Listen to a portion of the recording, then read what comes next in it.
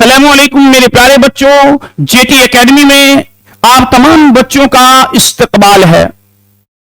मेरे प्यारे बच्चों, आज मैं आपको 12 क्लास उर्दू का चैप्टर नंबर 7, कौन सा चैप्टर? चैप्टर नंबर 7 यानी चैप्टर नंबर 7 पढ़ाने वाला हूं। और वो चैप्टर जो है आपका 7 तौबा टेक सिंह है। क्या है वो? चैप्टर नंबर 7 जो है आपका मेरे प्यारे बच्चों, वो है तौबा टेक सिंह। ठीक है, तो अब हम ये जो आपका चैप्टर है 7 तौबा टेक सिंह, सबसे पहले हमें इसके जो मुसन्निफ राइटर और लेखक है उसके बारे में कुछ जानकारी लेनी है, क्योंकि आपके जो बोर्ड के इम्तिहान में ज्यादातर अक्सर जो सवाल किए जाते हैं, जो चैप्टर के लेखक और मुसन्निफ होते हैं उसी के मुतालिक ज्यादातर सवाल किए जाते हैं। तो मैंने बताया आपका चैप्टर नंबर 7 तौबा टेक सिंह है।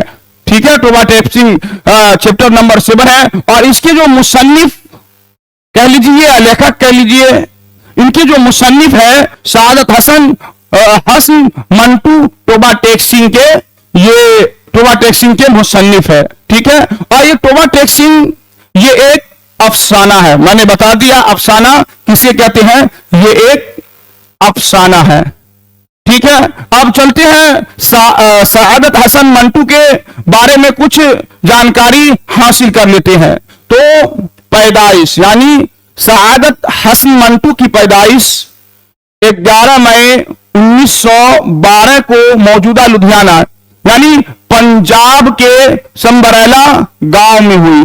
कहां हुई इनकी पैदाइश?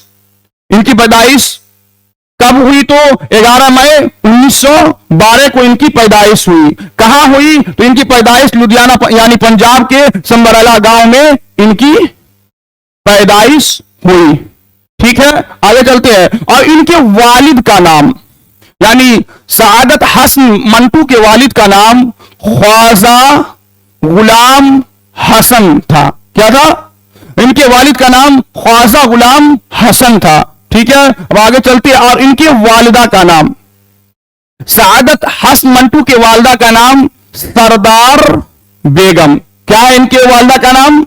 इनके वालिदा का नाम है सरदार बेगम। और सआदत हसन मंटू ये तालीम कहां तक हासिल किए?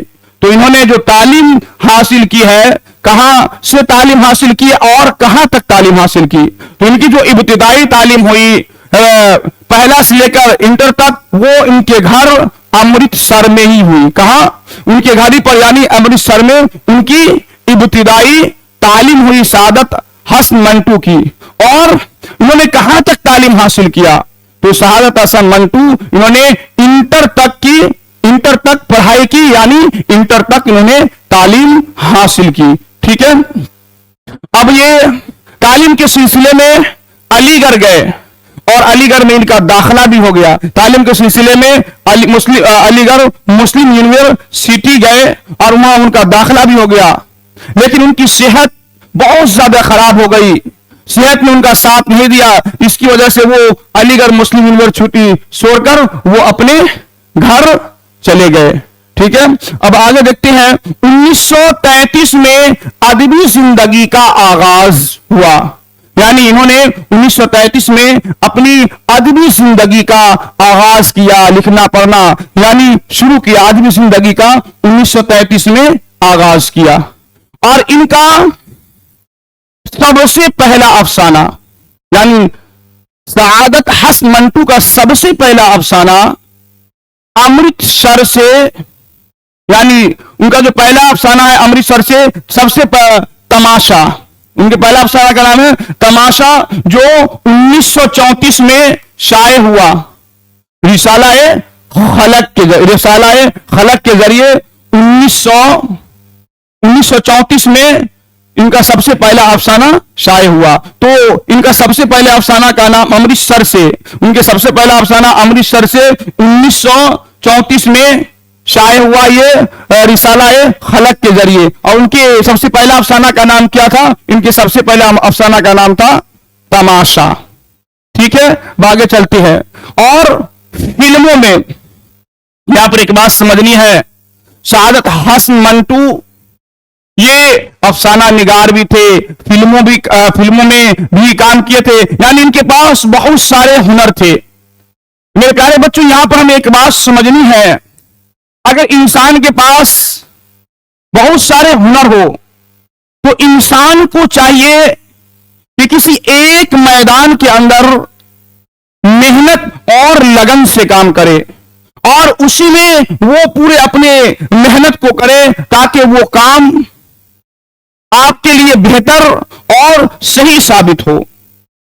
अगर इंसान के पास बहुत सारे हुनर है और इंसान कभी इसमें काम करता है, कभी उसमें काम करता है, जब किसी चीज का मौसम आ जाता है तो फिर उसमें वो चला जाता है, ये इंसान के लिए सही नहीं है बल्कि बेकार है। इंसान हर एक काम को करे लेकिन किसी एक चीज में इंसान को मेहनत करना होता है।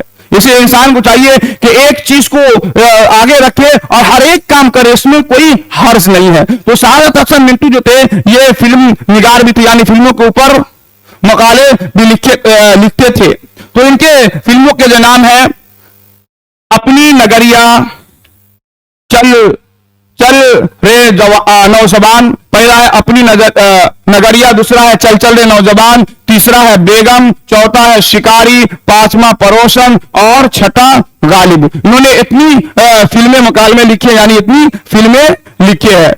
अपनी नगरिया, चल चल रे नौजवान, बेगम, शिकारी, पड़ोसन और गालिब। अब इनका पहला अफसानवी मजमुआ सआदत हसन मंटू का सबसे पहला अफसानवी मजमुआ।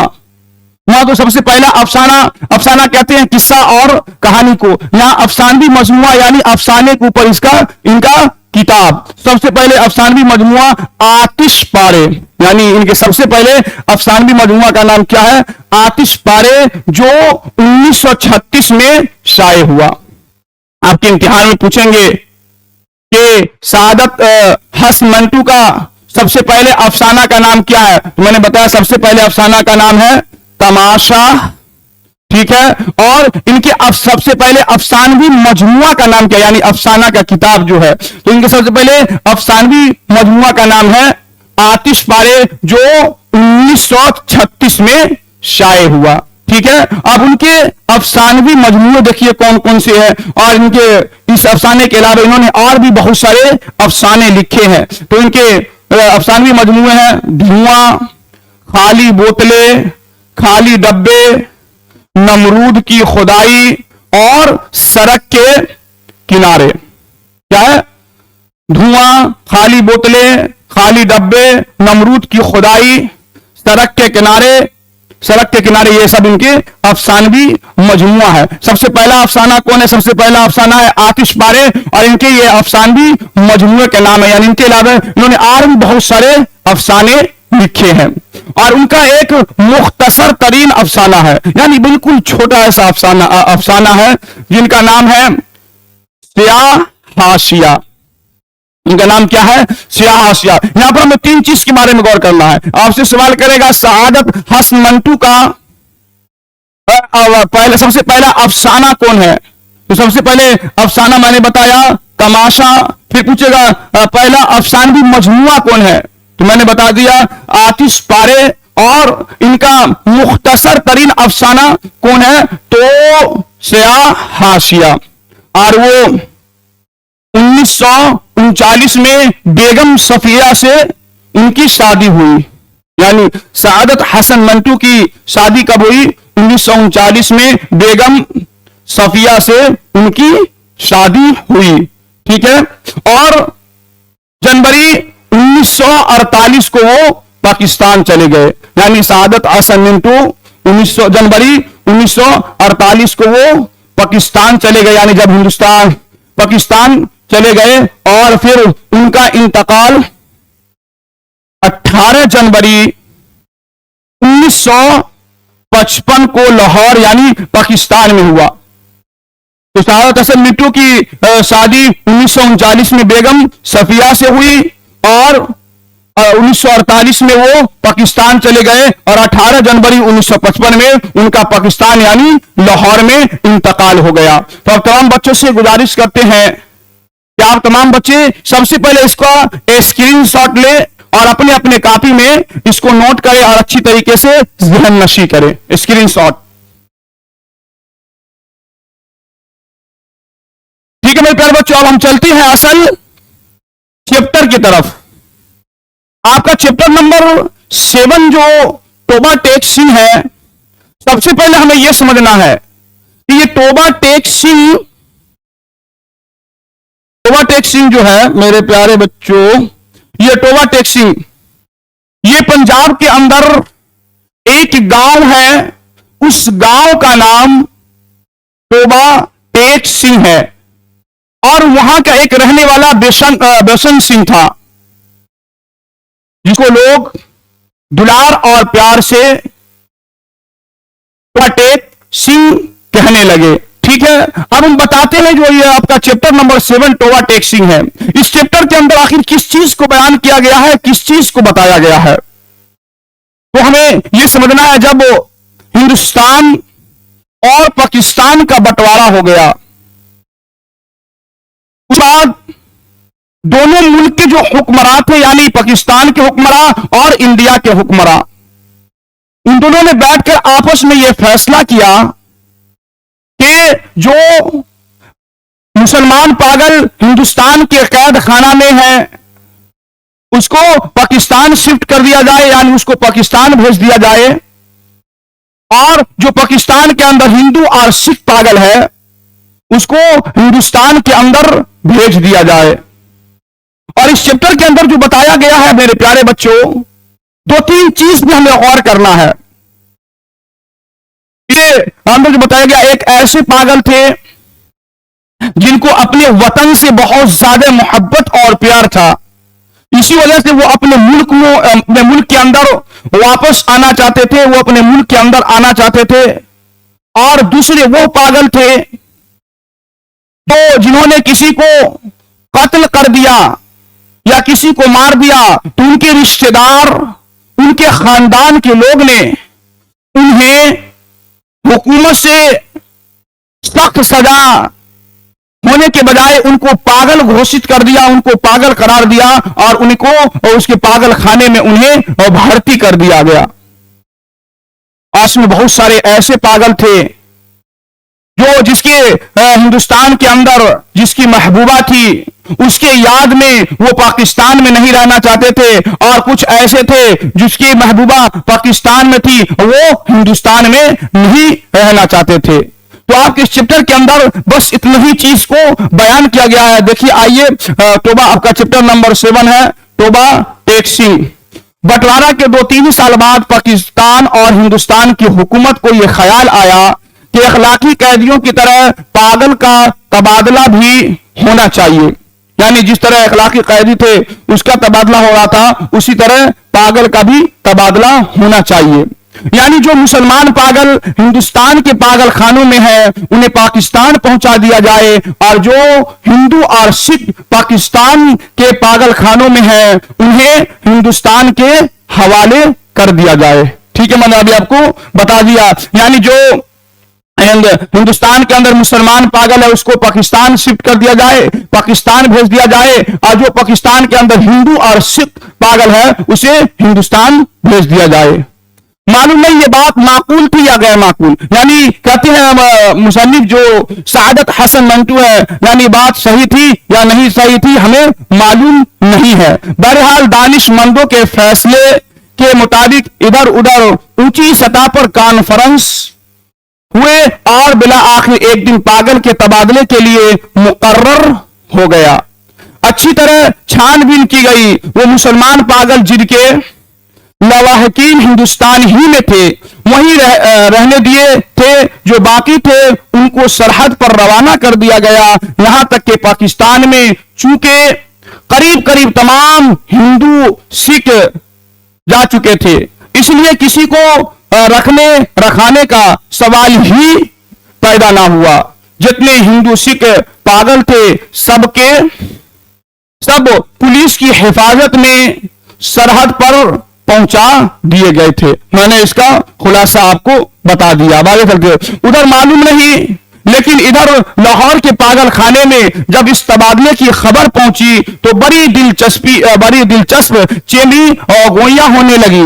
यानी जब इसके बारे में जब उसके बारे में खबर पहुंची, यानी लाहौर में खबर पहुंची, तो लोग के आपस में शोरगुल होने लगे, लोग आपस में बात करने लगे कि अब क्या होगा। ठीक है, मौलवी साहब ये पाकिस्तान क्या होता है? एक शख्स ने पूछा, मौलवी साहब ये पाकिस्तान क्या होता है? रोने लगे। एक मुसलमान पागल जो 12 बरस से हर रोज बाकायदगी के साथ जमीन पर दार पड़ता था, उससे जब उसके दोस्त ने पूछा, मौलवी साहब ये पाकिस्तान क्या होता है? यानी एक दोस्त ने उससे पूछा कि मौलवी साहब ये पाकिस्तान क्या होता है? उसने बड़े गौर और फिक्र के बाद जवाब दिया कि हिंदुस्तान में एक ऐसी जगह है जहां अस्तुरे बनते हैं, उसी को पाकिस्तान कहते हैं। ठीक है, यह जवाब सुनकर उसका दोस्त मुतमईन हो गया। यानी जब ये जवाब सुना तो उसका दोस्त को बिल्कुल इत्मीनान हो गया कि शायद ये सही कह रहे हैं। इसी तरह एक सिख पागल ने एक दूसरे सिख पागल से पूछा, सरदार जी हमें हिंदुस्तान क्यों भेजा जा रहा है? हमें तो वहां की बोली नहीं आती हमें। तो पागल जो थे, उनका दोस्त दूसरा मुस्कुराया, मुझे तो हिंदू दस्तूर की बोली आती है। हिंदुस्तानी बड़े शैतान और अकर कर फिरते हैं। यानी उसका दोस्त जो कहते हैं हिंदुस्तानी बहुत शैतान होते हैं और वो अकर कर फिरते हैं। एक दिन नहाते नहाते एक मुसलमान पागल ने पाकिस्तान जिंदाबाद का नारा इस जोर से बुलंद किया कि फर्श पर फिसल कर और बेहोश हो गया। यानी एक दिन एक मुस्लिम पागल पाकिस्तान जिंदाबाद का नारा लगाया और वो फर्श पर पिछल गया और बेहोश हो गया। बाज पागल ऐसे भी थे जो पागल नहीं थे, उनमें अक्सरियत ऐसे कातिलों की थी जिसके रिश्तेदारों ने अफसरों को दिया ताकि पागल खाने में भिजवा दिया जाए और फांसी के फंदे से बचा दिया जाए। मैंने बता दिया कि बहुत सारे पागल ऐसे थे कि उन्होंने किसी को कत्ल किया था, उनके रिश्तेदार ने अफसरों को दे दिया ताकि इसको कैद कर दिया जाए और फांसी के फंदों से इसे बचा दिया जाए। ये कुछ समझते थे कि हिंदुस्तान क्यों तकसीम हुआ है और पाकिस्तान क्या है, लेकिन सही वाकयात से वो भी बेखबर थे और अखबारों से कुछ पता नहीं चलता था और ये पहरेदार सिपाही उनसे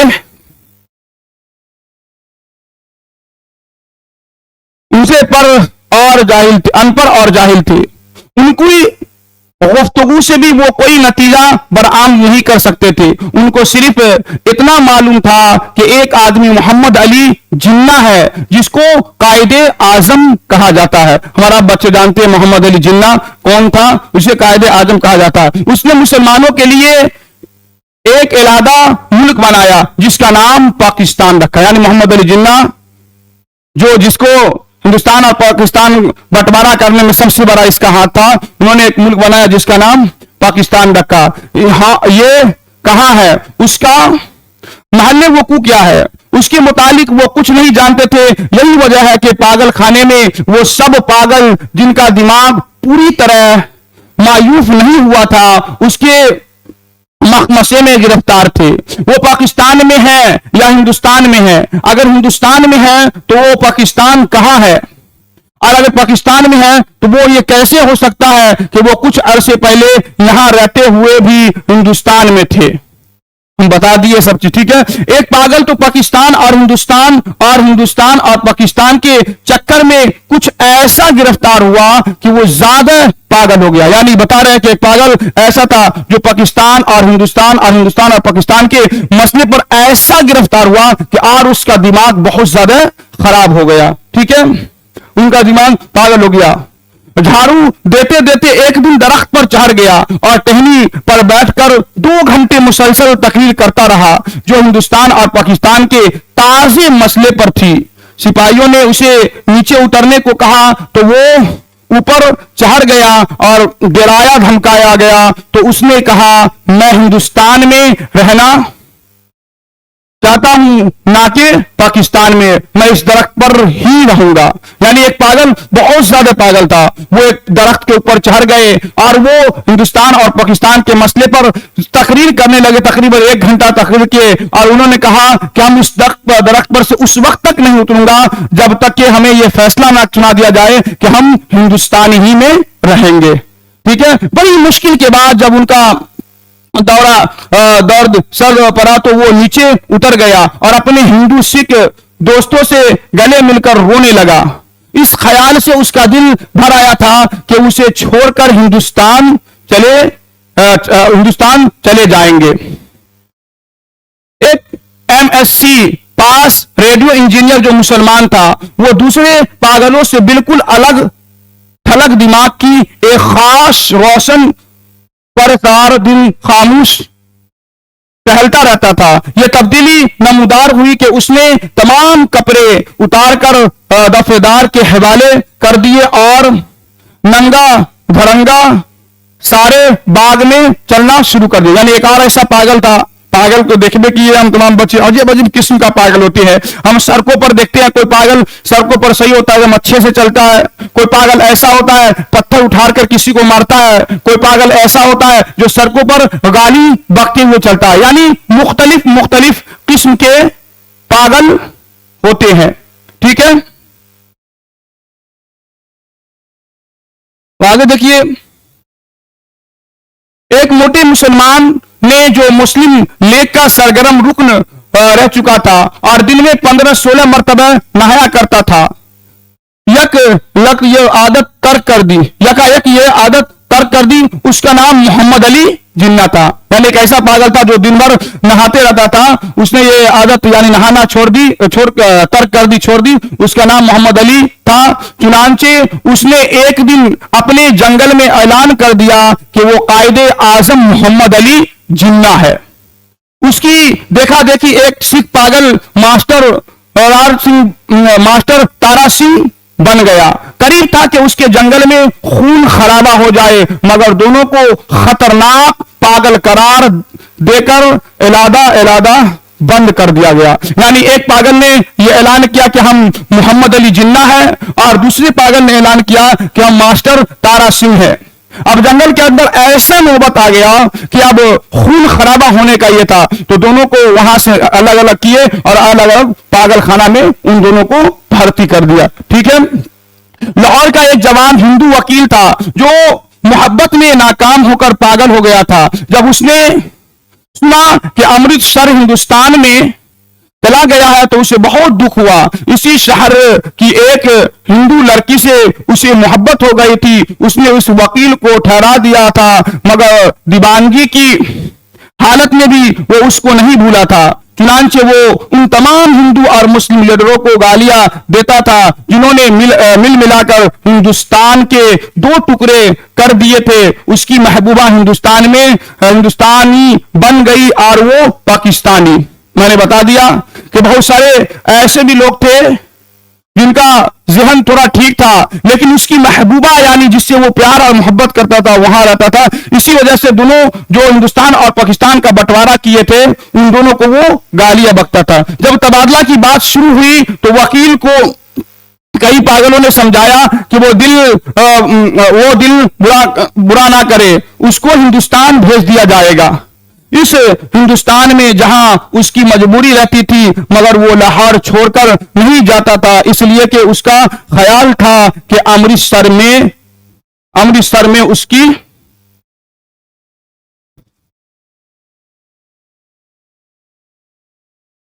प्रैक्टिस नहीं चलेगी।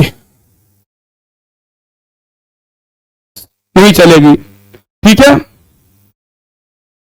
अनुपन में यूरोप में वार्ड में 2 एंग्लो इंडियन पागल थे।